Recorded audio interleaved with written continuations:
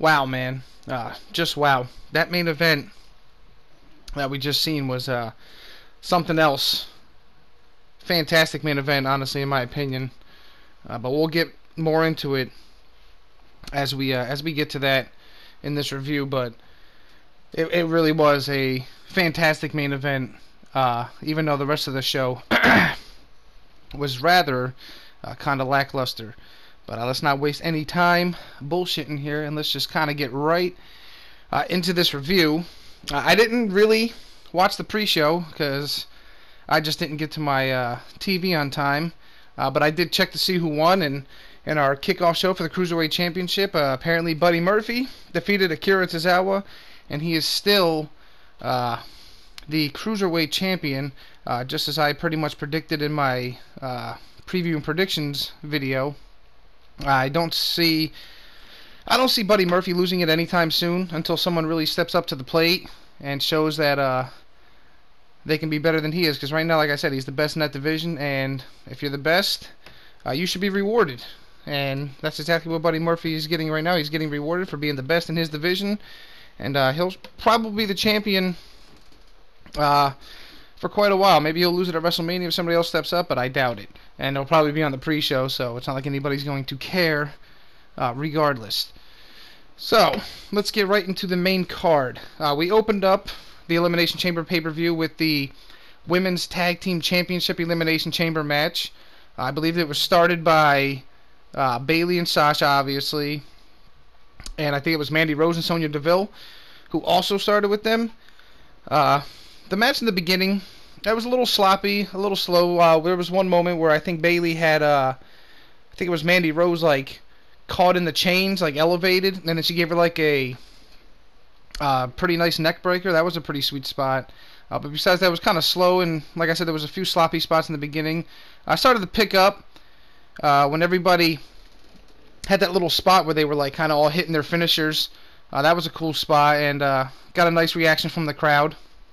After that moment happened, we had the Iconics came out of their pods first, and eventually they were able to eliminate Naomi with a pretty cool double pin combination where I don't remember which one did what, but pretty much did that flipping bridge, and then I think it was Billy Kay came over and added an extra bridge to it, and that's how they were able to eliminate Naomi. And I don't know if this was the original plan for the first elimination, or maybe it's just possibly Naomi being punished for the incident that happened with her and Jimmy. Only time will tell. Overall, though, I mean, I wouldn't say they looked totally weak, but they definitely could have had a little bit more time in this match, Naomi and Carmella. But they were eliminated from the double pin, and now we're down to 5 teams.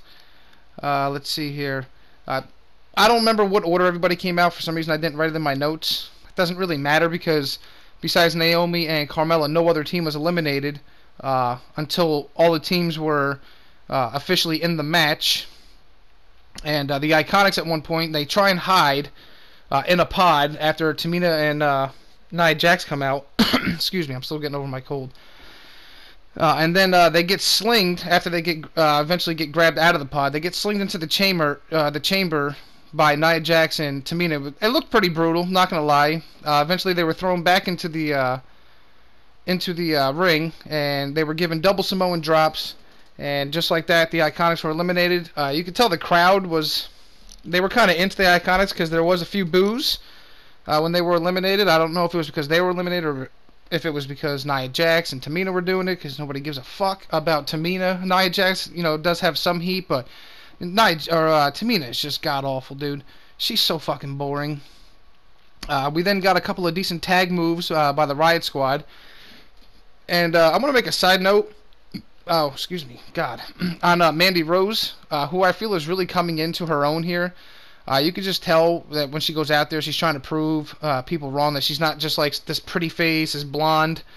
But she actually goes pretty hard in the ring, from what I've noticed so far. You could tell she's like, I don't want to say she's trying to be like the next Trish, but when she's in the ring, she's definitely there to compete, and she doesn't really, take soft bumps. You can see, or soft bumps. You can tell she's really, she's going in there hard, and I can appreciate that because right now, if you want to survive in the women's division, you got to go out there and you got to go hard, man.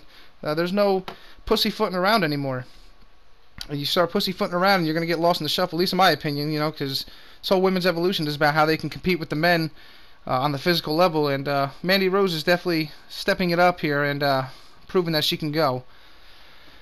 Aside from that, we had the Riot Squad, Liv Morgan and Sarah Logan. They were on top of one of the pods, and they both jumped off with double cross bodies. I don't remember who they took out, but they took out about 2 or 3 of the competitors. After this, though, unfortunately, the Riot Squad does get eliminated by, I think Liv Morgan was trying to go back on top of a pod, and Nia Jax chased her down and pretty much gave her a Super Samoan drop from the top. And then you had Sarah Logan was already laid out, and Nia Jax does a god-awful splash onto both of them. It looked terrible, I'm sorry. And that's how they were eliminated. We then have Nia Jax on the outside, and she has Bayley pinned up pretty much against one of the pods. And you can see this spot coming from a mile away. You know they had to do it somewhere where somebody runs full force and either successfully bashes their opponent through the pod or just crashes themselves through the pod. Unfortunately for Nia Jax, Bayley was able to move, and Nia Jax put herself through the pod. It was a decent spot, but like I said, it was kind of predictable, so that takes out Nia Jax. Meanwhile, back in the ring, Tamina's there, and pretty much everybody just turns their attention to her. They pretty much gang attack her, give her a couple of moves, couple finishers, and that was it. They were eliminated by, I think, Bayley finishing it off with a top rope elbow drop. That didn't really look that good. Usually Bayley's elbow drops look better than that, but I'm not really going to nitpick about that. It's not really that big of a deal. After Nia and Tamina are eliminated, there's the na, hey, hey, hey, goodbye chants. Could have seen that coming, I mean, people don't like these. I mean, I can understand, Nia Jax being pushed somewhat, because at least she does get decent reactions from the crowd as far as negative, which is exactly what she should be getting. But Tamina is just, I can't get over how boring this lady is. Like, she's fucking terrible. Like, if you're a fan of Tamina, please tell me why, because I can't see anything in her that would make anybody a fan. Like, her in-ring is sloppy, she has no charisma, and the only reason she's there is because she's the daughter of Jimmy Superfly Snuka. That's basically the only reason she still has a job. And the fact that they need to tag teams on the main roster, and Nia Jax and her do make, a team that makes sense compared to some teams that they were trying to make, like Nikki Cross and Alicia Fox, which made no sense. Anyway, getting off topic here. Mandy Rose gets a close near fall when she nails the fairy tale ending on Sasha Banks. So it comes down to these two teams. It comes down to Mandy Rose and Sonya Deville versus Sasha Banks and Bayley. Like I said, Mandy Rose hits her finisher. Sasha Banks does kick out. Bayley got taken out, I believe. She got, rammed into one of the support beams on the pods. Looked pretty brutal. So she was pretty much taken out of the match from there on out, and it was just Sasha Banks by herself. I believe they were going, Sonya Deville and Mandy Rose were going for this double team, spear thing where one's holding them and the other one tries to spear. Sasha Banks moves out of the way. Sonya Deville spears Mandy Rose.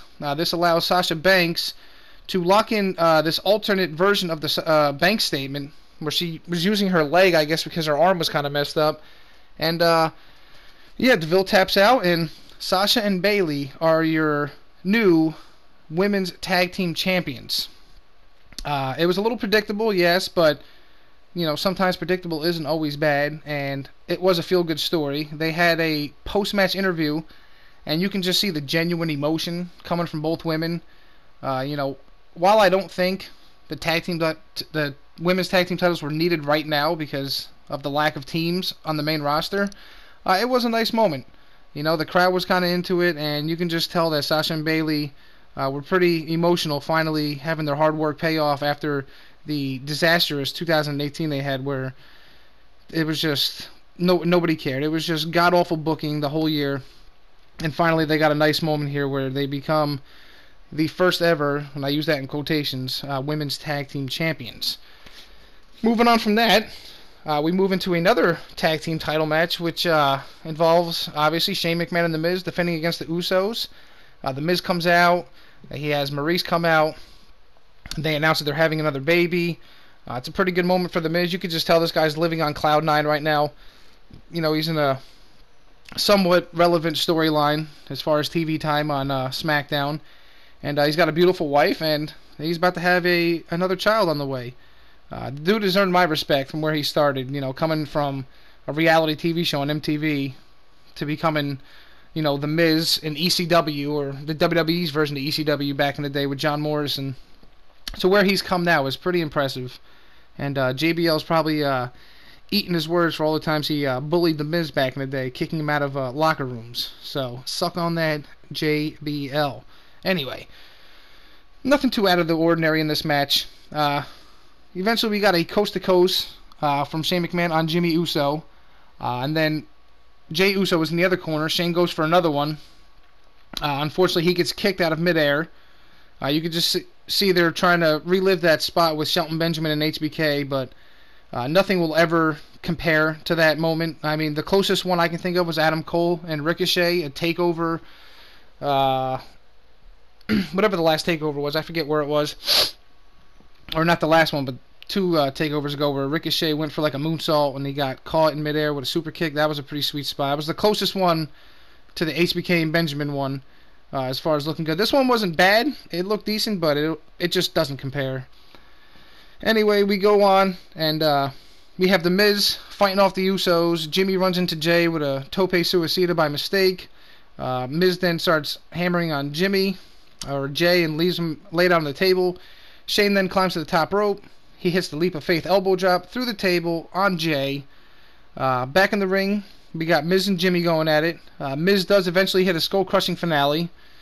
He starts struggling to turn over Jimmy to get the pinfall, and as he goes for a cover, it's pretty lackadaisical. He just kind of lays on him. He winds up getting rolled up for a 3 count, and the Usos are your 6-time tag team champions. I was happy with this result because we need more, dominant tag teams. So, more real tag teams. This Miz and Shane thing was cool for a minute. It was a nice feel-good moment for them, but we don't need them being long-reigning champions, especially going into WrestleMania. And obviously, Jimmy was not punished for his incident, and like I said, I'm glad the Usos won. And now maybe we can finally get some tag team competition, and praying to God that we get a unification match at WrestleMania between the Usos and the Revival. I think that would be a fucking phenomenal match at WrestleMania to merge the tag team divisions. Will we get it? I doubt it. We'll find out. Next, we get a Fastlane promo video, and I really wish they would just cancel this pay-per-view. It's so fucking unnecessary. Instead of having Fastlane be a pay-per-view in the middle of March, why don't you just have like a random Raw or two and a random SmackDown or two, just have like that pay-per-view feel to it, especially with the ratings being as low as they are and being in the tank. Give us a Monday Night Raw and a SmackDown that are pay-per-view worthy, and maybe you'll pop a nice number and get some people to come over and watch the show again, instead of having these unnecessary pay-per-views in the middle of March. You don't need a pay-per-view in March. Just let the build-up come from Elimination Chamber to WrestleMania. I don't understand the point of this freaking pay-per-view. It makes no damn sense. And like I said, they can just do a SmackDown and a Raw that feel like a pay-per-view and give us something to cheer about on Mondays and Tuesdays, because Mondays, there's nothing to cheer about. It's boring, but it is what it is. Fastlane's on March 10th or whatever. I'll be watching it, but I don't really care, and I don't think it's needed. From that, we go into the Intercontinental title match between Bobby Lashley, or Bobby Trashley, whatever you want to call him, and Lio Rush versus Finn Balor. If I told you I was paying attention to this match, I'd probably be lying. I didn't really pay attention. I did notice one spot where Finn Balor and Lio Rush were in the ring, and it looked like Lio Rush was trying to tag in Bobby Lashley, which he did get the tag, but it looked like the referee was like holding him back for making the tag. I don't know what the hell was going on with that, but it just looked weird. Eventually, Balor is able to get Rush back in the ring as the legal man. He gets Bobby Lashley and Rush on the outside. He does his, over-the-top rope dive to the outside, knocks out Lashley, throws Rush, who's the legal man, back in the ring, hits him with that corner drop kick, and then hits him with a coup de grace, and gets the 3 count, and Finn Balor is your new Intercontinental Champion. I thought Bobby Lashley would win this, but like I said, I wouldn't be mad if Finn Balor won, and he finally has a championship again It only took them about 3 years to finally give him some gold. After the match, though, Michael Cole makes a ridiculous, stupid observation. He says something about after Balor did the dive to the outside that took out Lashley and Rush. He said he wisely singled out Rush, who was the more vulnerable guy in the match. Like, hey Cole, I don't know if you were paying attention, but it wasn't a tornado tag as far as Lio Rush and Bobby Lashley. It was they had to tag each other in and out, and Rush was the legal man. It's not like he can just hit coup de grace on Lashley and then just go pin him in the ring. That's not how it works. Fucking buffoon. This guy always making mistakes on commentary. Lio Rush is the legal man. What else was he supposed to do? He can't put Bobby Lashley in the ring and pin him. So obviously he's going to pin Rush. It's not because he was the most vulnerable. It was because he was the legal man. Oh, man, Michael Cole, he's got to go on commentary, and he can take Renee Young right the hell with him because she's terrible, too. This whole night, she's just saying stupid shit that was literally making me cringe. Anyway, after the match, Lashley's pissed off, obviously. He looks like he's going to attack Rush, and then he kind of calms himself down, but then eventually he does give Lio Rush a spinebuster and then leaves the ring. And the fans cheered for it. I don't know why. It's not like it's exciting. There's nothing exciting about it. But nonetheless, that's what happened. Moving on here, we cut to Charlotte coming out, and she cuts a promo, putting down Becky Lynch and saying she's going to sit ringside for the Raw Women's title match between Ronda Rousey and Ruby Riott. And I'm going to tell you right now, man, Charlotte in this role is so much better than she is as a face. She makes a much better heel than she does a face, man. She's just naturally like a bitch, and nobody wants to cheer for that. And not only that, but they're kind of positioning her as like the golden child, just as exactly how everybody sees her anyway. So I think this is the perfect role for Charlotte, and I don't care what anybody has to say. That's just the way it is. Charlotte needs to be a heel, and she needs to stay a heel for a while, because that's where she fits in best. She's not a good face. As Ruby Riott's making her way to the ring, there was a guy in the crowd that had a sign sit in front row in the entrance ramp, and his sign said, "How come no one has an Audi?" And I don't know why, but this made me laugh my ass off. It was probably the highlight of the match, because as you're going to notice, there wasn't much to this match. Ronda Rousey comes out. She's dressed as Sonya Blade, obviously from Mortal Kombat 11, which comes out in April, who she does the voiceover for, which is fine with me. I mean, Sonya Blade's character's constantly changing the way she looks and sounds, so some people had a problem with it. I didn't. And it was a nice change from her usual ring gear, which she's constantly having to adjust on her match. And Mortal Kombat 11 is a game that I think I'm probably actually going to pick up eventually and do a playthrough on. So, I mean, it was nice that Mortal Kombat had a little moment here, because it's a game that I'm actually looking forward to, and I kind of wish that Ronda Rousey would wrestle in something like this more often, but I doubt we're going to see that. Anyway, the match is about to start. We want Becky Chance starting early into the match. Ronda Rousey takes Ruby Riott down with a couple of judo throws. Ruby Riott keeps going to the outside. Eventually she gets back in. They start going at it again. And literally, just as I'm writing this in my notes, I look up and Ruby Riott's tapping out to the armbar. So the match is about, 90 seconds? If that. So there's a great showing for Mrs. Riott. Great job you did there, WWE. You made Ruby Riott look real credible in this match here tonight. And I hear AEW is looking for some female talent there, Ruby, so maybe you want to give old Cody Rhodes a call and maybe sign a contract with them when your WWE one is up, because obviously they have nothing for you here, as was blatant in this match. I mean, 90 seconds, that's fucking ridiculous. That's really ridiculous. Ruby Riott deserves better than that. So we have Charlotte enter the ring, have a stare down with Ronda Rousey. Becky Lynch then comes out of nowhere through the crowd. She's on crutches, looking absolutely stunning in that outfit she was wearing. My God, Becky Lynch looked fantastic tonight. My goodness. She then gets in the ring and starts talking, trash, not on the mic, just, just talking to you. You can hear it slightly. And then she throws one of her crutches at Charlotte and just starts beating the hell out of Charlotte with the other crutch. Crowd's going crazy. But then again, to some people she isn't over. We can't forget that. Becky Lynch is not over and doesn't deserve to be at WrestleMania because she's not over. Sure thing.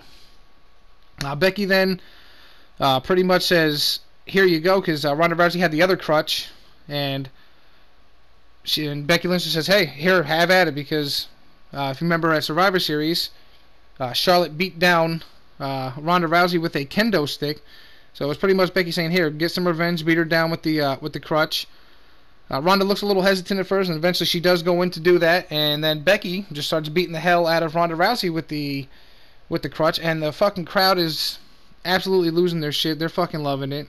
I'm loving it again. And she definitely got some good hits in, because Charlotte had some blood. Looked like it was like dripping from her elbow or her arm or something, and Ronda Rousey also had like a nice little gash in the corner of her head where she was bleeding.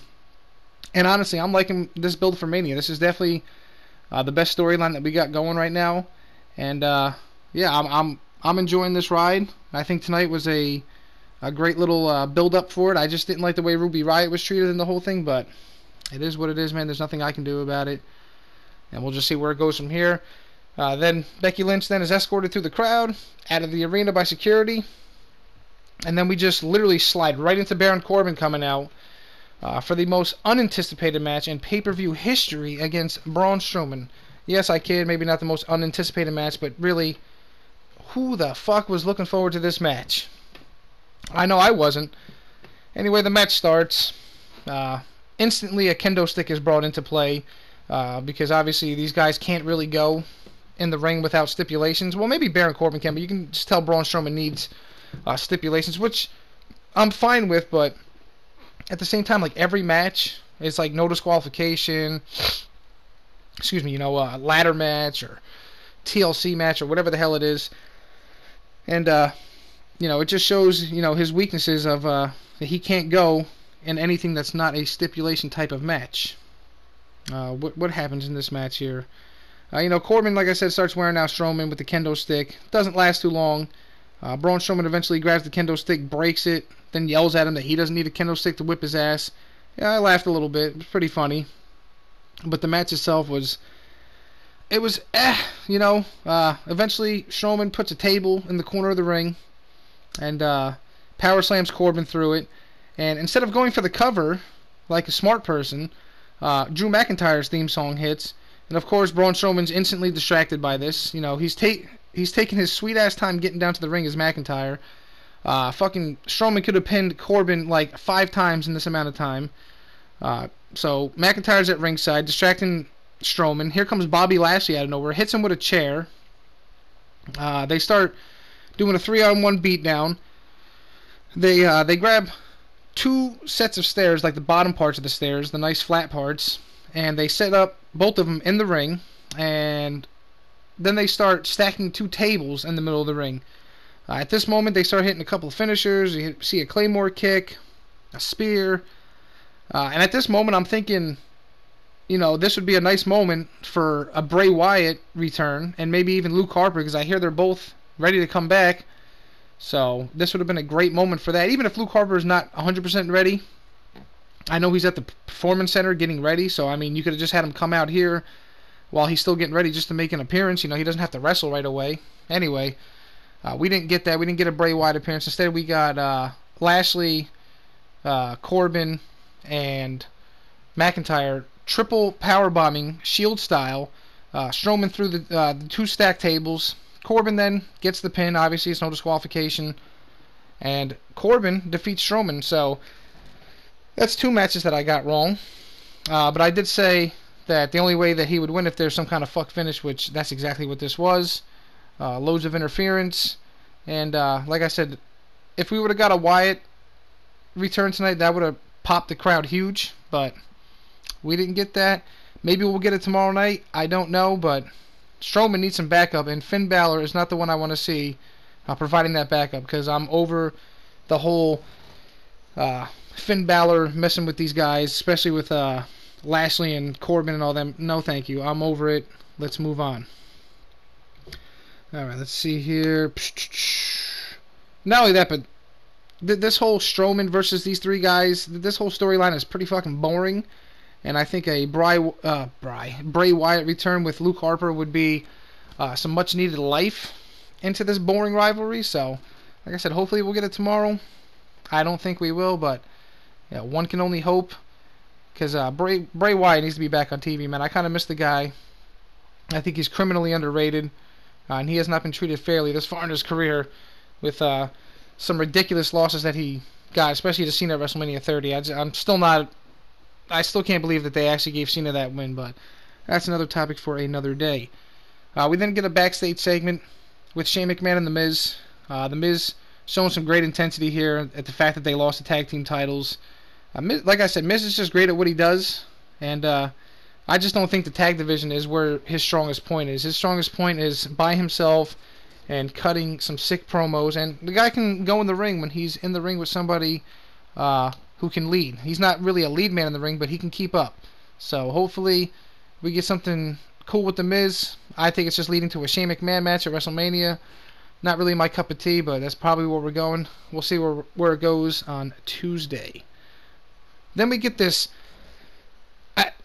I don't even know how to explain it. Lacey Evans, her theme song hits. She starts making her way to the ring, gets about halfway down the ramp, and then just turns back. Like, what the fuck was that for? And then it just instantly cuts into like a WWE Network promo to, promote the network. I don't fucking understand what the fuck the point of it was. She came out, she did nothing, and then she just walked back. Like, what the fuck? What a waste of time. Anyway. God, seriously, if somebody can explain to me what the point of that was, please do so in the comments, because it really did nothing. I mean, it made her look stupid. She comes out, she's dressed up in whatever the hell she was wearing, and then just leaves. I don't understand. She's not involved in any storylines, and that's just fucking retarded, man. Anyway, we get to the main event, which is the only match that I was actually personally looking forward to. And I'm going to tell you right now, it did not disappoint. This match was absolutely fantastic. The storytelling in it, the action in the ring, the constant back and forth, just absolutely fantastic. And you could just feel it, especially when the entrances were started and Kofi was the first one out. You could just feel something like in the air that maybe Kofi is going to pull this off. I was thinking he might, but only time will tell as we get into this main event. So Daniel Bryan and Samoa Joe are the ones slated to start the match. Daniel Bryan winds up cutting a promo about how it's pretty much bullshit that he's number one and everything's against him. He starts calling the fans fickle again. It's absolutely hilarious. And a little side note, there was I don't know if I noticed on SmackDown, or maybe he didn't have it on SmackDown, but Daniel Bryan has new Trons or whatever, and on his Tron it's his Daniel Bryan logo or whatever, and then there's a logo that keeps switching out with the Daniel Bryan logo, and it's the recycling logo, and I think that's absolutely great, hilarious. And then he has a picture of the planet on the Minitron with his championship, his custom championship, also right next to it. I think it's great. And then also on the on-screen, whatchamacallit, what the fuck am I getting at here? On the on-screen, little graphics or whatever that they have for the title match, where it was like a little globe and everything, and the recycling logo, and then it just shows his title. I think that was absolutely brilliant. Adds to his character so much. And I think it's great, man. This new Daniel Bryan gimmick is fucking fantastic. They can take away the new part and just call him Daniel Bryan, but like the gimmick itself is absolutely fantastic. And he's doing some of the best work of his career right now. And it's getting in comparison with his face run. It's just on a different level. It's his heel run, and it's absolutely fantastic. The fans are chanting no, or chanting yes as Daniel Bryan was yelling no because Eric Rowan, before the match even started, got kicked out from ringside. I don't understand really why. It's not like he can get involved in the match, but nonetheless he got kicked out. And the match starts off, like I said, it's Samoa Joe and Daniel Bryan, and it starts off pretty much with Samoa Joe applying multiple submissions to Daniel Bryan, just messing him up all over the place. Then Bryan tries to give him a chop to the chest, which looked like it hurt, but Joe just sits there and eats it, and then he just delivers one of the most devastating chops that I've seen in quite some time. I mean, it absolutely echoed throughout the arena. It was devastating, and it wasn't the only one that was delivered in this match. Like, I can almost feel it through the TV. That's how freaking loud it was. You can just tell by the end of this match, Daniel Bryan's chest was fucking hurting. As far as who comes out of the pod first, we get Kofi Kingston coming in at number 3. He hits a frog splash on Samoa Joe, who's standing up, but he's bent over. It was a pretty nice little spot. Then Kofi winds up getting hung up on the ropes, on the top rope, and he's just kind of dangling there, and Bryan hits him with a flying knee. That was a pretty cool spot. Then Joe, again, just starts chopping the hell out of Bryan. I mean, Bryan's chest at this point is being filleted by Samoa Joe. It's absolutely brutal to look at. It was reminding me of the Greatest Royal Rumble when Daniel Bryan's chest looked like freaking chop meat. Hilarious. You could just feel the pain. And Daniel Bryan, he just doesn't care, man. He goes in there and he just goes hard, man. This is why people love Daniel Bryan, even as a heel. I mean, he's just great at what he does. What do we got here? Then we get a spot where Daniel Bryan's hiding on top of one of the pods. Samoa Joe goes to like backdrop Kofi, lands on the top rope, and then he just jumps up onto the pod with Daniel Bryan. Daniel Bryan starts getting punched in the face. He tries to scurry away, using the chains to get away. He eventually gets knocked off. He falls down. Samoa Joe's trying to get up to knock Kofi off. He gets kicked in the face. He gets knocked down. And Kofi climbs up a little bit higher than he was and does a trust fall onto Joe and Daniel Bryan. This is a pretty cool spot. Obviously anybody jumping off the chains, so he's going to get a mark out from the crowd. So that was a pretty cool spot here. All right. What happened after that? I'm sorry, guys. I keep freaking losing track of where I am on my notes because a lot happened in this match. Like, it was not even that easy to keep track of these notes because shit was just happening so damn quick. Let's see here. He does trust fall on Kofi. Yeah, okay, yeah. Oh, yeah. Then Joe hits one of his running sentons onto Daniel Bryan, and then starts hitting him up with more chops. And at this point, Samoa Joe is just absolutely demolishing Daniel Bryan. He's just fucking wrecking his entire body, like to the point where I started feeling bad for Daniel Bryan. Between his chest and his freaking hips, I think he was working on his arms and his legs. He was just getting beat up all around. Next out of the pods is AJ Styles. He comes in. He starts beating up on Daniel Bryan. He does his reverse DDT thing where he jumps from the second rope, does a moonsault, and then catches you in the reverse DDT. Kofi then tries to come over and break it up, and then he gets caught in a regular DDT position, and AJ hits them with a double DDT, one being a reverse on Daniel Bryan, the other one being a normal DDT on Kofi Kingston. Pretty cool spot. And then Bryan tries to climb back up the pods again so he can hide, but as he's climbing up, Styles comes out of nowhere, hits him with a phenomenal forearm right to the lower back. Bryan crashes to the ground. Then we're in the ring. Kofi counters the Coquina Clutch with a jawbreaker. First he countered it with a roll-up, similar to how Stone Cold or Bret Hart countered Stone Cold's $1 Million Dream, the Survivor Series back in '96 to get the victory. Eventually, Samoa Joe did kick out, and he left the Coquina Clutch on him. Then Kofi counters it again, hits him with a jawbreaker. Samoa Joe pops up from that, and then out of nowhere, Styles hits him with another phenomenal forearm, and Samoa Joe is the first man eliminated in this Elimination Chamber match. I kind of hoped that Samoa Joe would get a little bit more time in this match, because like I said, he's been doing fantastic work, and this man deserves a championship sooner rather than later, but he's the first one eliminated in this match. But at the same time, he didn't really look that weak, because the whole time he was in the match, aside from getting eliminated, he was absolutely dominant. He was dominant over everybody, especially over Daniel Bryan, who is the champion. So out of the pod next, we get Jeff Hardy, obviously, because Randy Orton's going to be coming out last. He does a version of the poetry in motion where Kofi was on all fours, and he did poetry in motion to Daniel Bryan, who was on the outside. He kind of lands awkwardly on Bryan's knee. Luckily, it wasn't anything serious, but it did look a little awkward at first, and I thought he might have tweaked his knee, but obviously he was okay. We then get AJ Styles gets propped up on the top rope, like he's just laid out, kind of like how Sasha Banks lays people out for her double knees in the corner, where she jumps up and then knees you down to the ground. Only he's belly first down, so his back's facing the air.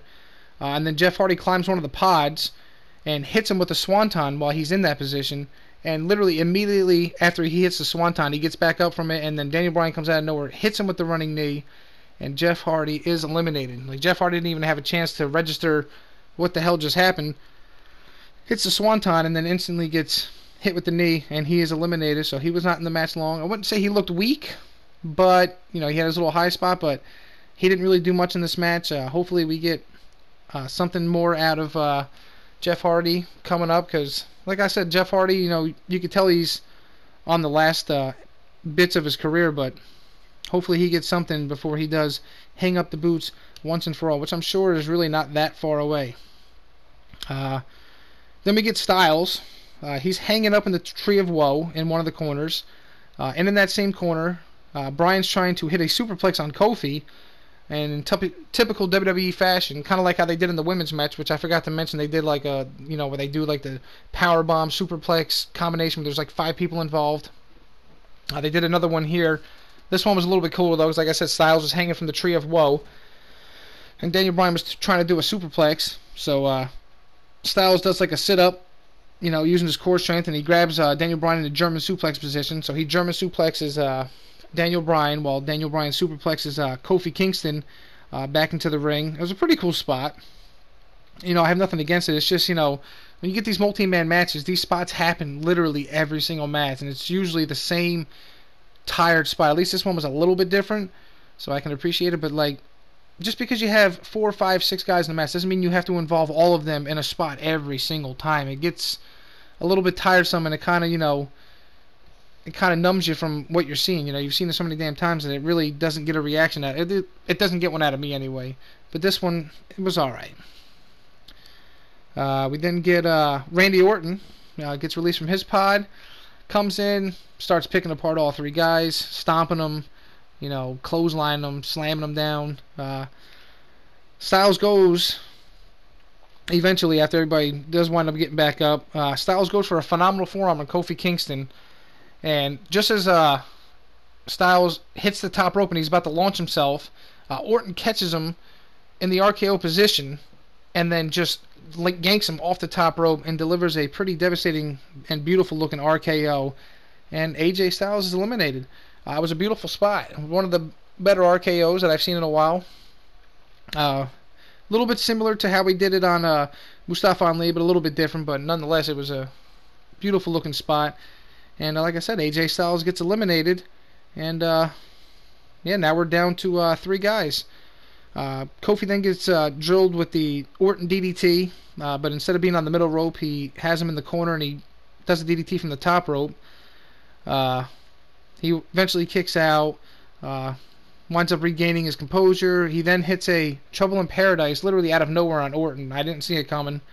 And with a simple Trouble in Paradise, Kofi eliminates Randy Orton. And the people in the crowd were absolutely going crazy for it. He picks up the victory against Orton, or pins Orton, and it's kind of like a payback or revenge moment for all those years ago, back in 2009, when they had that feud with Kofi and Orton. And it was good storytelling there, man. Bringing back some old stuff, and maybe some people didn't pick up on it. I did. I remember Kofi vividly losing that feud to Randy Orton when that was supposed to be Kofi Kingston's breakout feud. So this is a little bit of payback for Kofi Kingston by eliminating Randy Orton here. And at this point, I'm starting to think that Kofi is definitely has a high probability of winning this match and becoming a WWE champion, and the crowd's going fucking nuts for it. So it's down to Kofi and Bryan. This is where the match really starts to pick up. This is where probably the best moments of the match come. They start exchanging fists and kicks. Kofi starts getting fired up as Bryan lays in kicks. He keeps telling him, give me more, give me more. Bryan eventually sweeps his legs, and I think his knees were already worked out in the match. So when he sweeps him down, he's obviously injured. Takes out his knees that are already hurting. Kofi winds up countering a clothesline into an SOS and gets a very close 2 count. And the crowd was absolutely ready to erupt at every near fall here. I mean, this was a pretty close 2 fall. I didn't think he was going to get the 3, but it was pretty close. Bryan then hits a bunch of kicks in the corner. Then he starts doing his his running drop kicks where he keeps running from one corner and then drop kicking you back in the other. Does this 3 times, goes for the 4th one. And with every drop kick and kick, he was getting very loud no chance from everyone. It was absolutely great. Reminded me back in the day with the whole Daniel Bryan no thing. Kofi then counters the 4th one with a standing double stomp where he just jumps up and then just stomps you down on your chest from a standing position and gets another close 2 count. And at this point, the crowd is absolutely freaking on their feet. The place, you can just tell it was freaking electric in there. The place was shaking. People are going nuts, hoping Kofi Kingston can pull it off. Kofi starts slamming Bryan into the chains like a freaking relentless animal. Bryan's looking dazed and confused. Kofi then goes for like a bulldog, like he looked like he was going to bulldog Daniel Bryan's head into one of the pods, but Bryan counters it and slams Kofi into the pod, and it made a loud pop. Oh, like holy shit. I thought Kofi Kingston might have been knocked a little bit loopy from there, but Bryan throws him back in the ring. Kofi gets up. He's all loopy, like I said, and Bryan hits the running knee and sends Kofi into oblivion. He does like a freaking flip and a half. Pins Kofi Kingston. Kingston kicks out at 2. I thought it was over, I'm not going to lie. At this point, Kofi chants are erupting because everybody's like, well, he kicked out of the running knee. So it's looking like Kofi Kingston has a very, very good chance at this point of winning the WWE Championship from Daniel Bryan. Bryan starts doing the stomps where he's holding the guy's wrist and he starts kicking him freely in the head. He does this for about 10 to 20 seconds. Goes for another pin.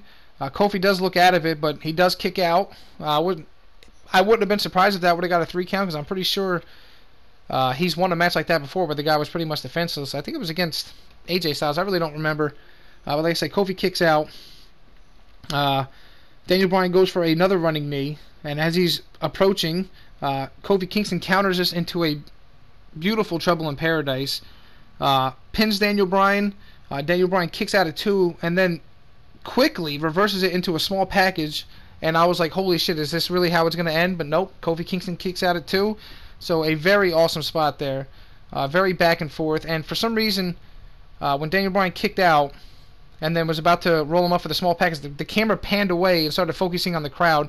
Don't understand that, but that's what happened anyway. Kofi kicks out, people are going freaking nuts. This is awesome chance or, filling the arena. Obviously, it was a fantastic match. It was an awesome match up until this point, and it just kept getting better. Let's see here. Bryan then is able to lock in the label lock. I'm thinking this is probably it. Kofi just looks absolutely spent, but he makes it to the bottom rope, and I don't really know why Daniel Bryan released the hold because it's an Elimination Chamber match, and there's no disqualifications. So just because you reach the bottom rope doesn't mean you have to let go of the submission. But Daniel Bryan does, and Kofi does escape out of the label lock. Then Bryan goes to the top, and Kofi kicks him in the face, knocking him loopy on the top rope. Then they climb up to one of the pods, and they start doing they start battling up there. And Kofi just starts taking Daniel Bryan's hand, just starts ramming it into the plexiglass multiple times. Nice little spot, looked pretty sick. Both men attempt superplexes from the top to the back into the ring. Neither man is successful in doing so. Eventually, Kofi Kingston kicks Daniel Bryan down. Daniel Bryan lands in the ring. Kofi Kingston standing on top of one of the pods. I'm thinking he's going to go for the boom drop. His little leg drop thing, but instead he goes from a splash. Bryan moves out of the way, unfortunately. Kofi Kingston comes crashing down, hits pretty hard. Daniel Bryan starts setting up for the knee. He hits a second running knee, sends Kofi Kingston into oblivion for a second time, and he unfortunately, Daniel Bryan does get the 3 count. I kind of figured that Daniel Bryan was going to win this match, but I'm not going to lie, as the match was progressing, I found myself pulling for Kofi Kingston. I'm not going to lie, man. It would have been a really good moment, and the crowd was ready to absolutely pop for this, but that's not what we got. But the match itself was absolutely fantastic. Like I said, I knew Bryan would probably win because he's probably going to be the champion going into WrestleMania, but to say that I'm not disappointed that they didn't pull the trigger with Kofi here. I'd be lying, because I was hoping they would. You know, like I said, they could have had him win it here, and then he could have dropped it at Fastlane, at this unnecessary pay-per-view that we got coming up. If you want to give this pay-per-view some meaning, you could have had you know, Daniel Bryan win the championship back then and give it to Kofi now. At least to give it to him just as a feel-good moment, and the guy deserves it. He's been there for like, what, 11 years, and yeah, man. But tonight proved that Kofi Kingston belongs in the main event. I mean, the guy's over. He can go in the ring, and the crowd was absolutely freaking eating this up, man. When Daniel Bryan got the win, the crowd just kind of died in disappointment, as did I. But, you know, it was a great match. You know, I can't say I'm disappointed in it. I just kind of wish they would have pulled the trigger on Kofi. I think it would have been a great moment, but that didn't happen. But like I said, even in defeat, Kofi Kingston tonight proved that, you know, he's deserving of a world, at least one world title run in his career, even if it's only for a short time. Give the guy, you know, the WWE Championship. Just give it to him. The guy, he's earned it, and I think the crowd would eat it up. But like I said, even in defeat, it was an amazing moment for Kofi in his career. Probably the highlight of his career, even in a losing effort, just because that's how good that. Like, I can't do the match justice here on the microphone. If you want, just go back and watch it if you haven't watched it yet, and you'll see what I mean, man. The crowd was so hot into it. It was a great feeling. It's not something that you get that often. You don't get this kind of feeling like you had tonight all that often in the WWE. So when they happen, they're pretty special. So Daniel Bryan leaves the ring. His music stops playing. Obviously, the New Day comes out, picks up Kofi Kingston. Kofi chants start filling the arena loud. He's getting a standing ovation. Big E and Xavier Woods help him out.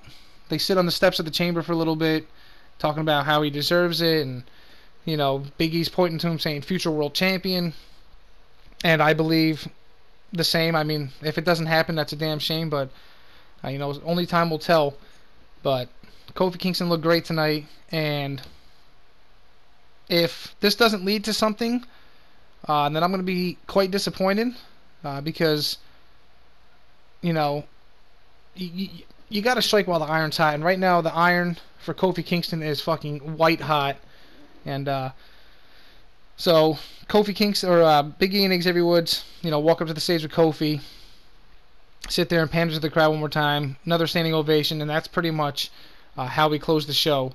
If you're a wrestling fan, this was an absolutely great moment. You can see the emotion coming out of Kofi, and you can even see a few people in the arena, in the crowd, with tears in their eyes, because it was a great moment. It was a defining moment for Kofi Kingston, and I hope that this leads, honestly, the way this went tonight, this could easily be the WWE Championship match at WrestleMania. Kofi Kingston versus Daniel Bryan for the WWE Championship. And Kofi going over would be a pretty awesome moment. Not going to lie. Will that happen? I don't know. Do I think this is the end of Kofi in the title picture? I don't see this as the end for him. It better not be. Because right now I don't really know who else can battle Daniel Bryan at WrestleMania. I mean, we already seen AJ Styles. Samoa Joe got eliminated first, so he doesn't really make any sense. Orton, no, because just no. We don't need Orton challenging for the title right now. And Jeff Hardy, no, he didn't really do anything in this match to deserve a title match. So, and Mustafa Ali, I mean, hey, you know, he's out right now. When he comes back, you know, he can have his moment, but right now is Kofi's moment. It might not have been how they wanted to go about it. The Kofi thing's kind of out of nowhere, but hey, you know what? You freaking struck lightning in a bottle. You might as well run with it. So the title match should be Kofi Kingston, Daniel Bryan, WWE Championship match, WrestleMania. And if you want Orton Styles at WrestleMania, they could have a match, and it could be a #1 contender match at WrestleMania. That would be an absolutely fantastic match. Randy Orton versus AJ Styles. I mean, we've only seen it, I think, one time on SmackDown, and it was only like a 7 to 10 minute match on regular TV, which was filled with like 2 commercial breaks. So you probably got like 5 minutes of action, And I'm sure at WrestleMania, give these guys 20 minutes, and they can show you something. I'm sure you would see an RKO out of nowhere somewhere in that match, and I think it would be a great match. And as far as Samoa Joe and Jeff Hardy, hey man, they can go one-on-one at WrestleMania. That rivalry, doesn't necessarily have to be over. You can give them one more shot at WrestleMania. Why not? Or you could put them in the proverbial freaking ladder match that they always have to have at WrestleMania, whether they're going to have it for the IC title or the United States title. That's yet to be determined, but they're going to have one, so you could always put them in one of those if it's for the U.S. title. Or you can make a fatal four-way with them two, and then Rusev and Shinsuke and R-Truth. You can make it a fatal five-way or six-man, whatever. Do whatever you got to do with it. That's where they should go. But the championship match, nothing else really makes sense other than Kofi Kingston. Because right now, nobody's as hot as he is on SmackDown. I don't know what's going on with Mustafa Ali. I haven't really read up on it. But right now, you got to strike while the iron's hot with Kofi. Because right now, I don't think it's going to get any hotter than it is right now. And you could build off of this loss. Build him back up and have him challenge. Maybe win a match or two against Orton and AJ Styles in one-on-one matches. Let him get his revenge back even further on Randy Orton by having him defeat him in a one-on-one match at SmackDown or Fastlane. I don't really see where else this can go. That's the only thing that makes any kind of logical sense, but we'll see where it goes, man. But, overall, the pay-per-view tonight, nothing really all that special overall. I mean, we had a couple feel-good moments with the women's tag titles and Kofi Kingston. But besides that, I didn't really care about this pay-per-view. It exceeded my expectations, I'll tell you that. But it still wasn't really anything that special. But, at the end of the day, I enjoyed myself. The main event saved it. We had a couple decent moments in some other matches. And, we'll see where it goes from here. The road to WrestleMania continues tomorrow night on Raw. We'll see how they continue the storyline with Ronda Rousey and Charlotte and everything and Becky. And then on SmackDown, we'll see what they do with Kofi and the whole Miz and Daniel Bryan, or the Miz and Shane McMahon thing. Yeah, we'll see where it goes, man. Road to WrestleMania so far, not all that exciting, but there is a few things that I'm kind of excited for. The Raw Women's Championship and this whole Daniel Bryan and now Kofi Kingston thing has me pretty interested and pumped up. And Seth Rollins and Brock Lesnar, that is what it is, but it's something. But that's going to do it for me, guys. I'm getting the hell out of here, and I'll see you guys most likely tomorrow night for Monday Night Raw. I'm sure it's going to be an awful show, but hey, maybe we'll get something good. One can only hope. But till tomorrow night, guys, I'm getting out of here. Peace out.